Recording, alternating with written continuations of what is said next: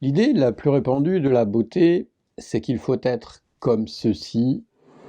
Miss Nord-Pas-de-Calais. Et la première Miss.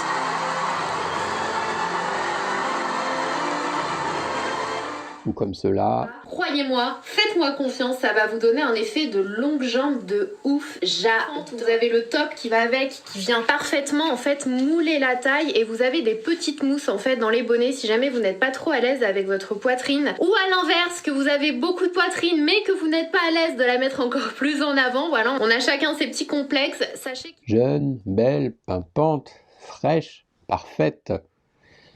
Et si une de ces icônes s'aventure à ne plus vouloir le jeu, voilà ce qui se passe. Iris Mittener s'est confiée sur les propos sexistes dont elle a été victime sur les plateaux télé ces dernières années. On est une femme, tout simplement. On a facilement envie de nous voir en jupe, pantalon. Moi, j'ai eu déjà plusieurs fois l'expérience sur quelques plateaux où on me dit t'es beaucoup en pantalon, tu mettrais pas une petite jupe la prochaine fois. J'ai été 2 fois sur 2 événements en pantalon. On nous dit bon, la prochaine fois, c'est cool si tu mets une robe. Les gens voient la Miss avec une robe et des talons. Avec la place qu'elle a, la chance qu'elle a, nombreux sont ceux qui pensent « mais comment peut-elle oser et se permettre cela ?»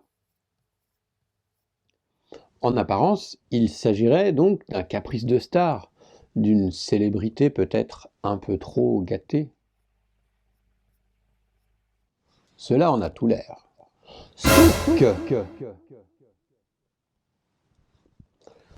Sauf que, si cela en fait n'avait rien à voir, s'il s'agissait de l'expression de quelque chose de bien plus profond, quelque chose qui nous empoisonne tous la vie, si l'on réagit ainsi, c'est qu'il y a une partie en nous qui souhaite s'exprimer, une partie de nous que par convention l'on tait, une partie de nous que l'on muselle promptement si elle ose s'exprimer, une partie de nous qui se meurt, tandis qu'une autre se leurre. C'est ce qu'a compris depuis longtemps un peuple lointain. Ils en ont même conçu un art de vivre, une philosophie qui s'appelle le wabi-sabi. La conséquence de cet art de vivre, c'est que l'on retrouve dans ce pays lointain les centenaires les plus heureux de la planète. Les Japonais l'appellent le pays des immortels. L'archipel d'Okinawa au sud du Japon, 1 500 000 habitants, affiche la meilleure espérance de vie de la planète, 83,9 ans en moyenne. Et le nombre de centenaires y est 3 fois plus élevé qu'ailleurs.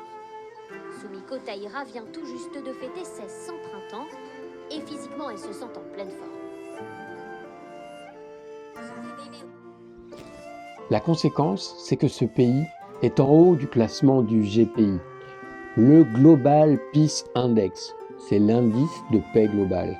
C'est un indice qui regroupe un ensemble d'experts internationaux et qui est soutenu par le Dalai Lama. Il classe les pays en fonction de leur niveau de pacifisme. Le Japon fait partie du haut du classement. Il est dans les 9e. La France, 60e. Et les États-Unis sont 128e, juste derrière l'Arabie Saoudite. Cet indice mesure les conflits intérieurs, la participation à des conflits extérieurs, le niveau de crimes violents. Donc oui, le wabi-sabi provient bien du Japon. C'est d'ailleurs du wabi-sabi que vient le slow living. Le slow living, c'est une tendance qui explose littéralement dans toutes nos vies. Il y a le slow food, il y a le slow sex, il y a le slow interiors. On met slow à toutes les sauces. On voit bien qu'il y a une tendance profonde qui est en train de s'exprimer dans nos cœurs et dans nos sociétés. Le wabi-sabi est littéralement en train d'exploser. Surtout depuis tous ces confinements successifs. Wabi-sabi, c'est une éthique de vie qui est basée sur la simplicité. Et c'est aussi trouver le contentement de ce que l'on a, le contentement dans ce que l'on a. Beaucoup de personnes se sont aperçues pendant ces confinements qu'avoir un rythme de vie plus calme, plus posé, leur procurait une qualité de vie plus épanouissante. Ils étaient plus joyeux. Le wabi-sabi, c'est l'antithèse de la course à la beauté, à la jeunesse éternelle. Vous savez, tous ces fils Instagram qui montrent des vies parfaites.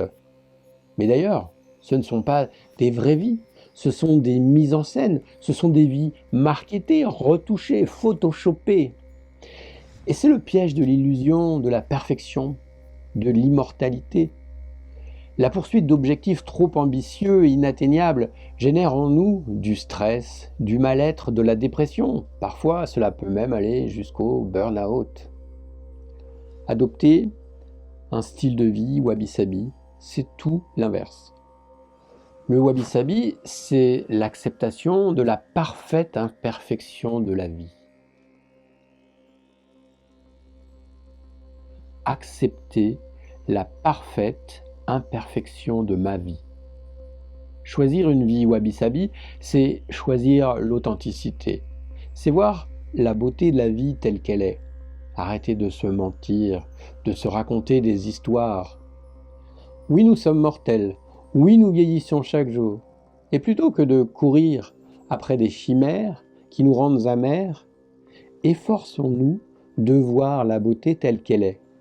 Troquons notre crème anti-âge pour un regard bienveillant envers notre visage. Regardons cette ride avec tendresse.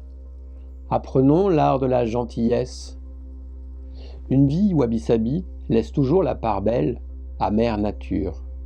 Une plante, un arbre, observer un insecte, écouter les oiseaux, observer que dans la nature, rien n'est jamais parfaitement droit. Je vais vous partager un des cadeaux du wabi-sabi dans un instant.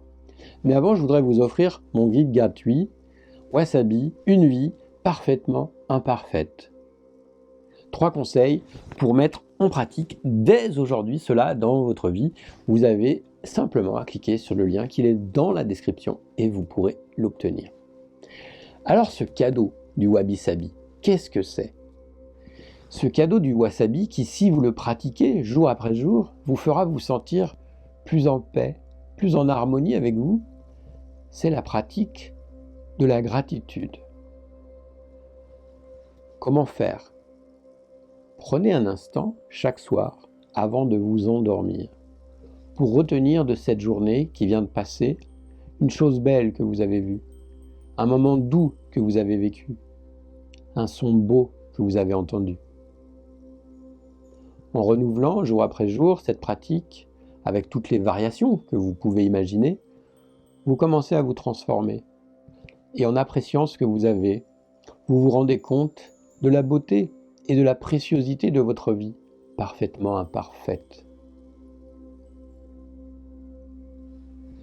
Et si vous voulez faire un pas de plus en avant dans cette direction, retrouvez-moi ici.